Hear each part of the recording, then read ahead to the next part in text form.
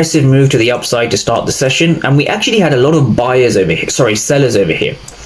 Aggressive sellers, negative delta, right? So this is why I love the ATAS platform, right? We see negative delta, right? 723 for 247, significantly more aggressive sellers, right? We see a 0 point over here, and we see an initial drive up just before the market opens.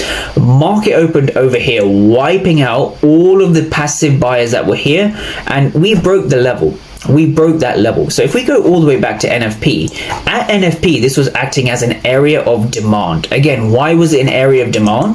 The reason it's an area of demand, and I want traders to understand, the reason it is an area of demand is because the market is not rewarding the aggressive sellers, right? Passive buy limit orders are present, making this a demand area, right? That is what you saw over here.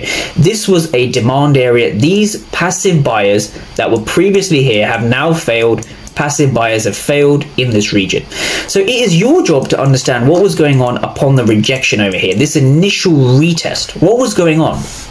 Interesting. Let's go back to the ATAS platform, because the ATAS platform, or the order flow delta footprint charts, will give you the answers that you are looking for. So let's kind of go to market open. So at market open, we see a couple of big red candles, right? So we see a huge red candle wiping out any passive buyers in this region.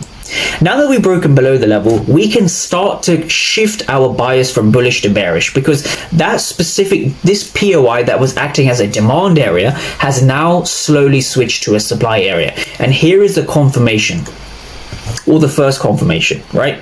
When you see a big break to the downside, right, you want to look at the initial reject candles over here, the retest candles before the market really melted. So we're going to be focusing here, here, and also here as well. Let's start here.